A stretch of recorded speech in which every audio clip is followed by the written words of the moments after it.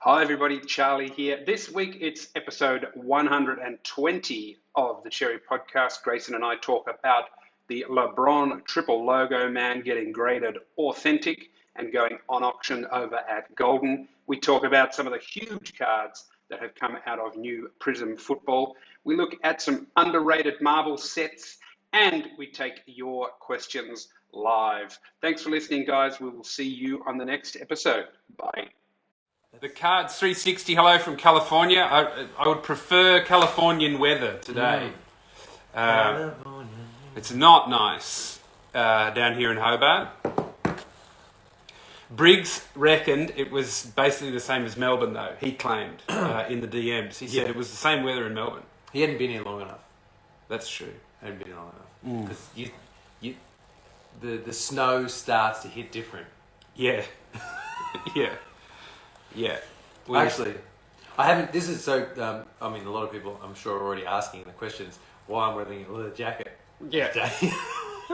Because I haven't worn a leather jacket. Best part of probably 5-10 years. Yeah. And actually, I had a beautiful scarf, not a Burberry scarf like Blake's, but a beautiful scarf that I used to wear with this. And I thought to myself before I moved back, I thought, when am I ever? I never wear it. When am I ever going to need that? And now I can barely move my neck. I'm so old and sort of arthritic. And I got this today, and I'd given away my scarf. So okay. Walking to work, I was just like, I look like a crash victim. Anyway. Alex and Cards 360, put your questions through with the question sticker, guys. We'll get to them. We've got very little today. Yeah, we don't. Topics are few and far between. I was racking my brains. I did come up with a big one that sort of annoyed me earlier in the week, which was the topic. It comes up with grading, and grading in particular the huge Lebron Triple Logo man, which is on auction right now. Is it on auction right? Is it live, or is he? I think it's being shopped around at the moment.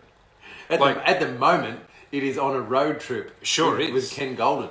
Yeah, Kenny G taking it New York City. I'm assuming it's gonna be on that Netflix show that is coming later this year. That'll be a big part of that. I don't know. Is he going to be on Jimmy Fallon next? Like, that's what it feels like. Kenny and that'd be great. And it would be great. A special tiny chair to put the card on next to him. I think that'd be fantastic. But people were asking when the auction went up, why is it just PSA authentic? And there was some, dare I say it, hateful comments on social media underneath the post saying, yeah, that's surprising for the internet.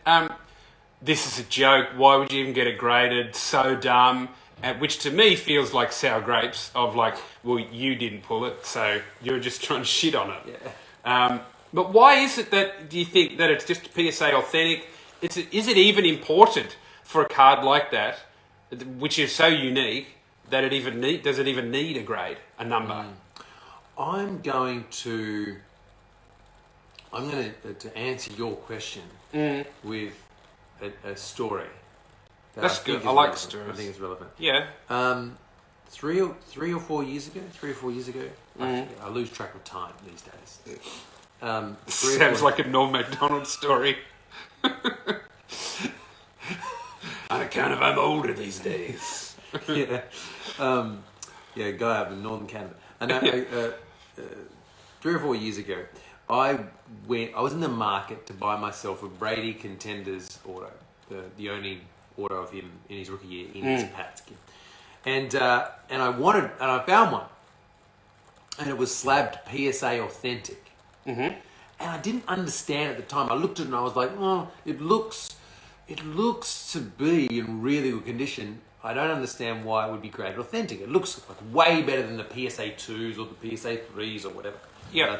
And so I asked someone, and I said, why would anyone just slap it authentic? And they said that there was obviously something to do with it, that they didn't want to have a low number on it. They just wanted to, and I was like, okay, sure, no worries.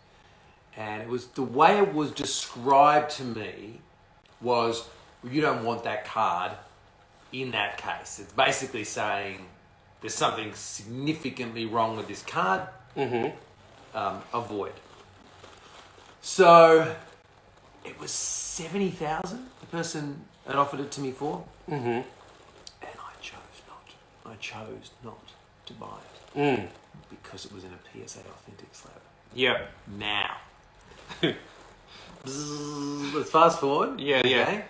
And did it matter that it was in a PSA authentic slab? Nah. No, it didn't. No, because that's a house now. Yeah. It's a nice house. Yeah, very nice. Yeah.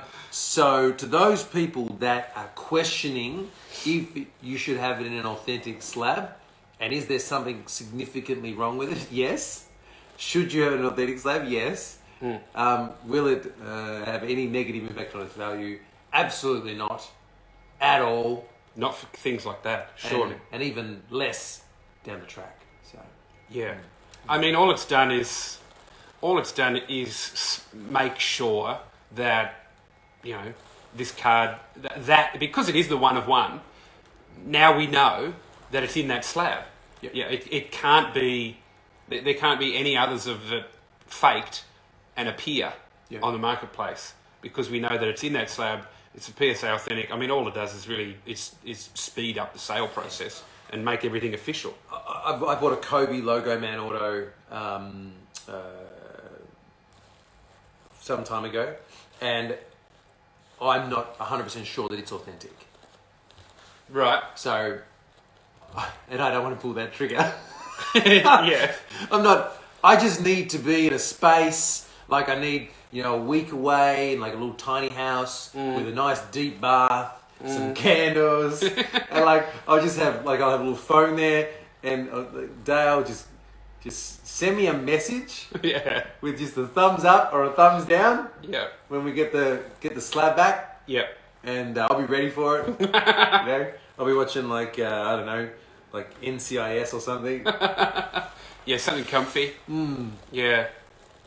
Yeah, so authentic. Get it in authentic slab. Just get it done. Rip the Band-Aid off.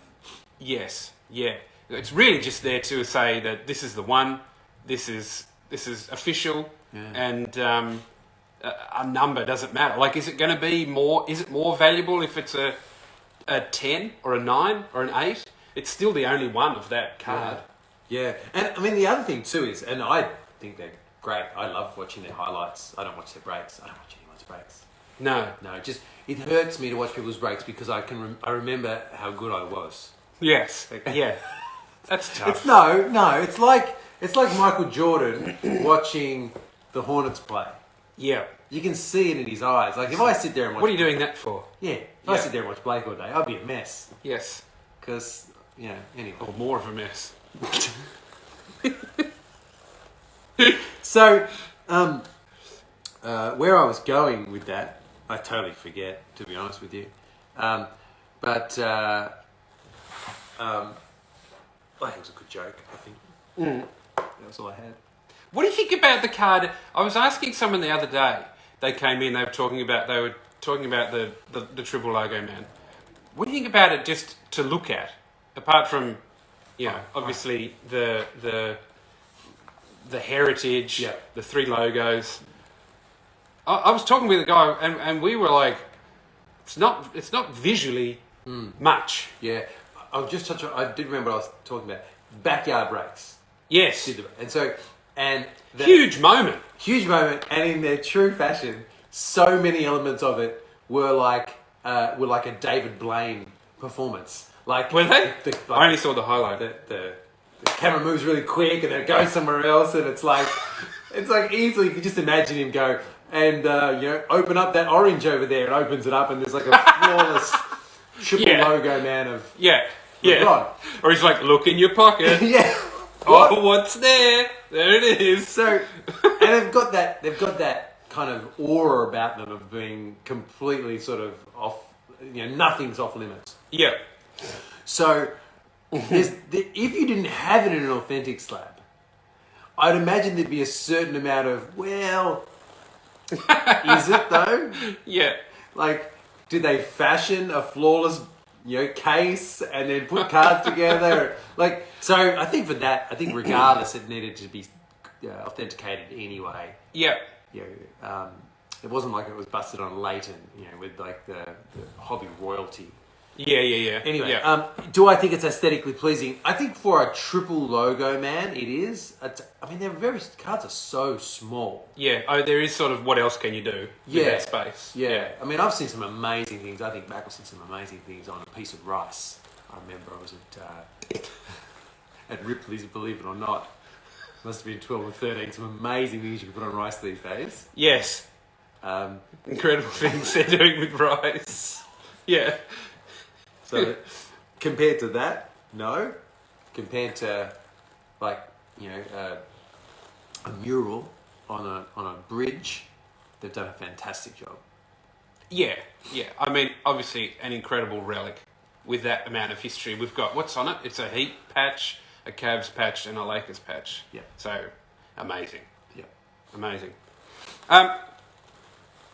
We've got a few questions coming through. That's fantastic. I'll just wave at a few people here because we did good work on that first topic. Yeah, we did. We milked that. Now, the next thing that I had, because this was something I saw earlier, was sports cards. Either certainly for some cards, not cards in that LeBron tier, but cards like the base rookie cards. Are either plateauing or they're going down, while at the same time I'm seeing Marvel cards on places like Facebook Marketplace, eBay going up, trending up, whether it's like a lot of people use it as like the first appearance, like they do with comics. Okay, this is Spider-Man's first card, or it's Batman's first card. Those sorts of things, as well as some of the higher end stuff, like Chris Hemsworth, that dude posted in this entertainment card group I'm in. He just posted like out of the blue, new member in the group, boom, huge collection with like Chris Hemsworth as Thor autos and RDJ autos, and I'm like, wow, like this dude probably picked them up 10, 12 years ago for a couple $100. Yeah. Supply and demand, I think. That as the group of collectors in that space grows and there's a limited amount of those better cards particularly available, they get bought up pretty quick. There's certain cards that like the PMGs, they've never graded well. So high grade PMGs in spaces that have got so much room to grow like Marvel. And I think soccer too. Soccer's a really interesting one to look at because soccer hit like saturation in 2016. Absolute saturation. Like there was just way too much soccer product on the market and the same autos, the same people. Really? Yeah, really. Like it really struggled. Not enough people collecting. And then like mass 2018 World Cup, like there was just nowhere near enough. We just reached like it was maybe a month after the World Cup, it was nowhere near enough. And then suddenly you go through a stage and now we're reaching a stage where like there's too much at the moment. And we're about to have a World Cup, which is where people, particularly young players, make a name for themselves. And so many more people, like you imagine like we were like when we were like 15 and 16 and a World Cup would come around. And you'd go from, you hadn't seen a soccer game for 3 years. Basically, yeah. To, this is just like 2 weeks of soccer. Greatest event. Yeah. And so they reach those points of saturation, and then the market growth catches up. All that investment that Panini and the Tops, etc., are making and developing those markets catches up. And so I think that Marvel's still going through a growth phase. It'll hit a plateau. It'll obviously some things will happen, and then it'll take off again. I think it takes a bit longer between cycles. Soccer's going to take off in 2019. Sorry, 2019. I'm done. Put a fork in me. In like 2023, 2024, I think there'll be a real big push on soccer. And then, of course, we're working towards a much larger supply market for basketball. So I think that it'll turn around quicker than people think. Okay. Wow, we've got a lot of questions coming through. What about NFL Prizm though? That seems to be consistently one that you can't get hold of a lot. It's just people love it, and the inclusion of the that new manga set, which I thought when the product information sheet came out, I thought that's interesting that they're going with another artistic set to sort of complements the Kaboom a bit. Although the Kaboom is these days is more like a filter on the card or on an image, whereas these manga ones they're original images, I guess. Like they've had some artist has created them. Obviously, Blakey managed to pull one of the Tom Brady's. He did, didn't he? The other day, and an Aaron Rodgers, which looked remarkably like Nicolas Cage and not Aaron Rodgers. Like 1 in every 10 cases. I think he's got 2. Yeah. In like 3 cases. He's a machine. He's different beast. He's built different to the rest of us. He is, yeah. So what are you thinking about those manga set now and into the future? Is it one that people are gonna chase? The checklist is good. There's some elements there that I think, generally speaking, I think they're okay. I've not seen one in hand. Not been fortunate enough. Not been fortunate enough. Blakey pulled them off. Yeah, he did. I think I got like a silver lockdown of. Oh, Maurizio is here. Who the card was pulled? The Brady card was pulled for. Congratulations, Maurizio. That's fantastic. My general feeling is that Brady one in particular has got so much pop culture. Oh, it's just yeah, exactly. Like there's just too many things about it. He looks like Thanos. Thanos. He is fine. I'll do it myself. Yeah. There's so much, and so that card in particular, I would pay overs now. Yeah. And then anticipate 20 years from now of having the jambalaya of Jordan sort of scenario. Yeah. Would I pay overs for a Rodgers or a Mahomes? Or I've seen a few of those. No, I don't think so. I think it's a nice card. I think the Color Blasts are nicer. I would take a rookie Color Blast over a Manga Vet any day of the week. And I haven't seen the rookie mangas to determine if they've got that Brady is in and of itself not dissimilar to the LeBron Triple Logo man. They're in a different league, but there are elements that make that Brady card far more valuable than just its pull rate, which on a dollar's sense is around about the $4 million plus. You know, I've got my little math that I do in terms of valuing cards. Yeah. It's around about 4 million plus of product that you would need to open to get that Brady card, based on my bucket math. Yep. Which of course didn't actually, to work that out, I didn't look at the product's price. I didn't look at the checklist. No. No. And I haven't looked at any significant volume of it being broken down. Yep. So it was a stab in the dark. Well, that's the Chad way of doing things, though. Yes. It's just, what's your source for that? Well, I made it up. I haven't got time. I just make shit up. All right, card fellas. Well, I think it's a tremendous looking card. I think it's congratulations to Maurizio. I think that's awesome. That's going out to him, and I say good luck to him with that. I think it's a very cool card, very cool set. One more topic we've got before we have a look at some of these questions, or should we go straight to the questions? Well, I'll touch on that in the sense that I've had this discussion with people at Panini, people who I love and respect. Yep. But NFL Prizm is a different beast to every other Prizm release. Why?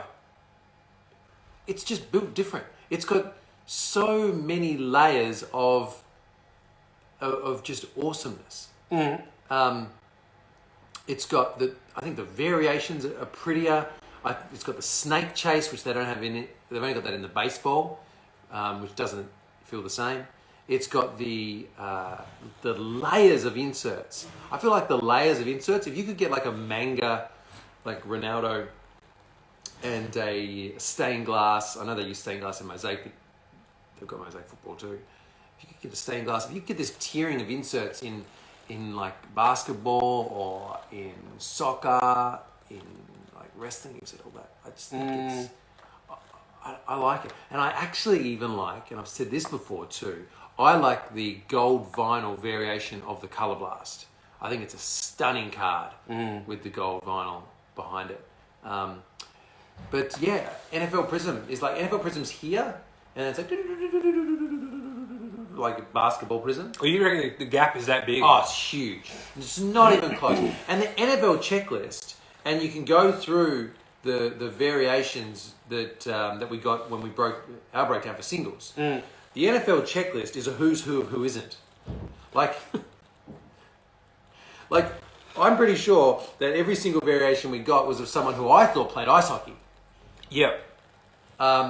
So there's it's a harsh mistress. Yes. Really can sink its teeth into you and like just to the side. Yep. But infinitely the most fun Prizm product to break. Okay. Undisputed. I would love to see the manga set rolled out to other sports. Yes. Like you said, a Ronaldo, a Messi manga, a LeBron. Yeah, all of those. That'd be fantastic. Okay, questions, because we've got lots. Heaps of questions. Let's have a look. Why is Grayson squeaky? Yeah. Grayson is a very squeaky man this morning. Why is this? From Kenny. He says, hot take. Oh. World Cup coming up real soon. Where do you see soccer in the upcoming months? We kind of answered this. I'm not going to lie. Yeah. Kenny, Maybe the question came through earlier. So there's a huge amount of soccer being produced at the moment. There's a massive amount of Prizm EPL, a whole bunch of different SKUs. I think it's not a bad checklist. I think that there's having Ronaldo in it is very important. There's a huge amount of the UEFA Chrome, which has got some amazing hits. It's got Haaland autos, Messi, Ronaldo. Of course, it's got the rookie buyback stickers with the framing, which I think is a big win. But a massive amount produced. Massive amounts of Bundesliga products. There's the Stadium Club stuff, which has got its unique selling points as well. Panini have produced the La Liga and the Mosaic. He knows all this. I'm not telling him anything he doesn't know. Okay, so there is too much soccer right now. Yeah. What does that mean? It's a buyer's market. Yeah. Go in, buy the soccer that you like right now because you're going to get it cheap. You notice a lot of it's on clearance at Cherry. And a lot of that is companies like Cherry buying up large amounts of cases from our distributors so that it positions us well for World Cup Prizm. Because we all know, we've done this long enough, World Cup Prizm is where our bread is buttered. It sells for probably 3 years, maybe more. And it continually sells. There's always interest in it. So right now, buyer's market, in a year's time, I think a lot of this stuff, particularly the good stuff, with like really relevant cards in it, it's going to be very, very hard to get hold of. I rambled there a bit, Usher. I apologise. Good question. Let's have a look. What else we got? What's your product? That's a good one, the silver one. Yeah. From Collector Smith, what sealed product have you sold that has been your I sold too early regret? Marvel Gems 2016. Oh, really? I sold it so that I didn't open it. Like every time I walked past it, I was opening it. Yeah, you can't not open No. Marvel stuff. I was like, why is no one buying this? And I'd open it up, and then I'd be like, oh, I've got to sell this, and I'd drop the price another $50. It's like $1,000 a box now. I sold it for like $150. Oh my lord! I had so much. What a spaz! Yeah, we all make mistakes. But I'll do it again. From Khaled. Oh, come on. Just replace the question. I wish it would do that. From Khaled. There it is. Hi, guys. Will the way inflation going in Oz have a negative effect on the hobby? Have you seen this before, Grayson? Listen, it should, is the answer. Like, we should see some real sort of tightening of people's purses. Not that all of us have purses, but we should see some tightening of that. And I have thought that numerous times before. So I'm not sure. I don't know enough about that side of the money market side of things.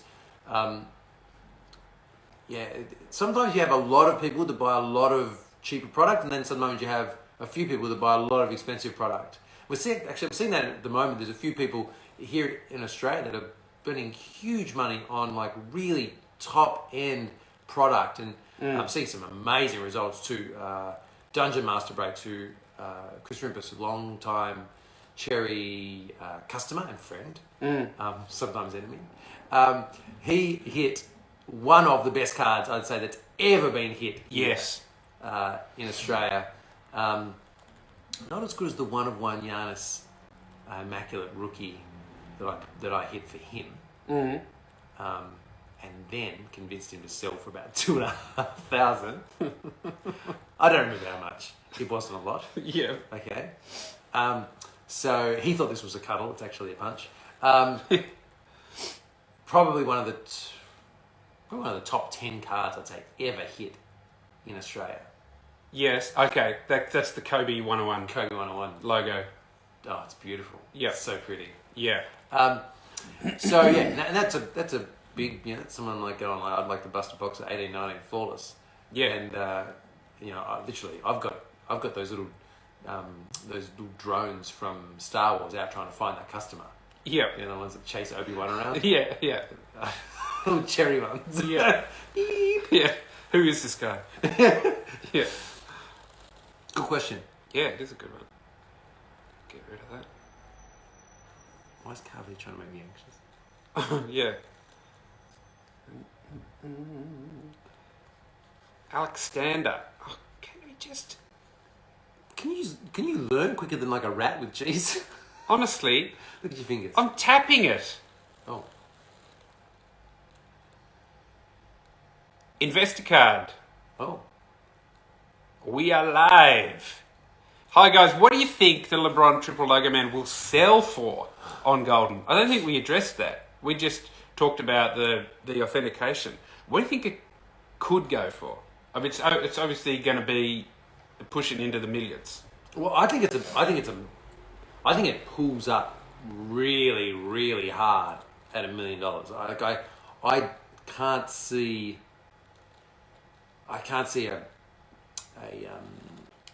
any indication from another card that it would be worth more than $1 million. Really? But all I'm hearing is that that's ridiculously low. So I don't know if anyone's got the ability to pump gas into that card and get more than $1 million for it. I think it's with the right guy. Yeah. But I just feel like LeBron logo men don't sell for as much as people think. It isn't nearly as important as cards of his that are around 2 million. Right. So I can't go for more than 2. Can't. Okay. Not more than 2. I just don't. There's cards of his that are $2 million that are way, way, way better cards. Yeah. Like the exquisite stuff. Yeah, he's exquisite rookie stuff, but even other rookie stuff, like really key rookie inserts that just, I don't know. I think 1 million is its price, but it will likely sell for more. From Carl Malone Collector. Thank you, Investor Card. Morning, G and Charlie. Do you see current rookies with high ceilings and prices dipping once they become Hall of Famers, like current Hall of Fame player prices? I think that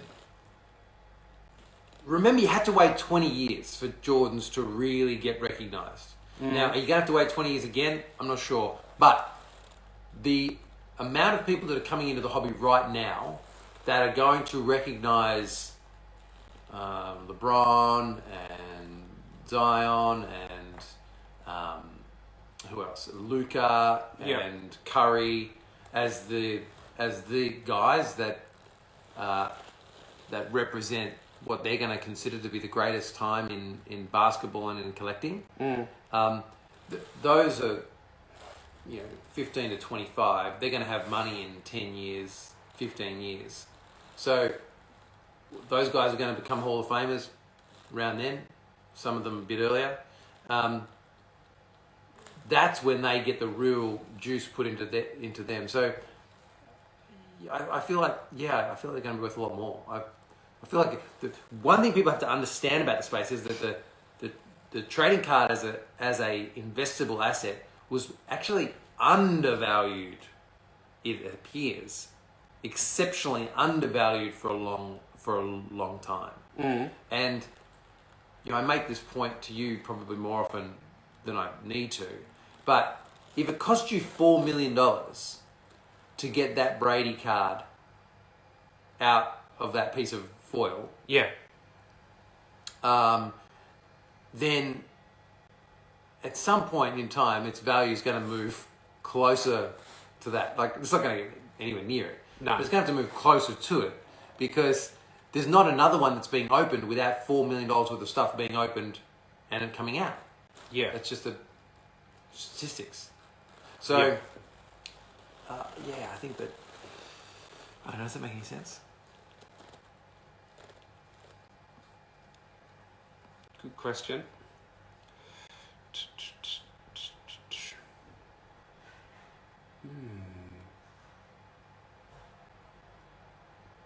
Slapjawed Yokel. Yes, we did see the Kobe pulled over at Dungeon Breakers.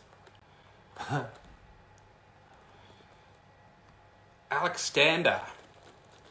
Do you guys value cards? I have a heap of basketball cards from the 90s. Wouldn't mind knowing if I've got anything special. What do you need to know about 90s cards to know if you have something of value? So the first thing to do is that you need a card that is dated after 1996. So if it's before 1996, and that includes anything that's dated 1995, then basically you can say you've got nothing of any great value now, like today. If you have cards prior to 1995 that are graded in a collection, so you might have picked it up at a garage sale or something, then potentially you've got something that's valuable because someone's seen a reason to grade that at some point. But if it's just a raw card, anything before 1995 isn't, and the only exception to that rule would be if it is immaculately kept Michael Jordan card. And so essentially any Jordan card from that era is worth something, and if it's in immaculate condition, then it could be worth more. But it's needle in a haystack stuff. Like if you literally put all of the cards, every single card from basketball card before 1995, if you laid them all out flat, you would actually realize that the world is in fact flat. And that is something that Kari and I have spoken about for a while. That's why no one's done it. Because they don't want the truth. Yeah. So pre-96, it's probably nothing. No, it's just flat out. 96 and up, what can you potentially have then? You've potentially got Kobe's, you've potentially got cool Jordan inserts. 96 and up, you need to take those cards into a card shop and have someone look at them. Because there's a lot of cards of just no-namers. And because of that variation, which may be numbered, may not be numbered, are valuable. And by valuable, I mean like $1,000 plus. Yep. So yeah, if you've got anything 1996 onwards, go to your local card shop. Good idea. Let's take one more question. Oh, I've got to get rid of this one too. Here we go. Attempt 1, 2, 3. There we got it. Good work. 3. That's your best. That was the best today. The best of us. Collector Smith. To finish up, will BGS still grade the gold Charizard from the UPC? What's the UPC stand for? Ultra Premium Collection, Ultra Premium Celebrations. Sorry. Yeah, the recent Pokemon Celebrations set. It's a nice card. It's really pretty. Is that the metal one? Yeah.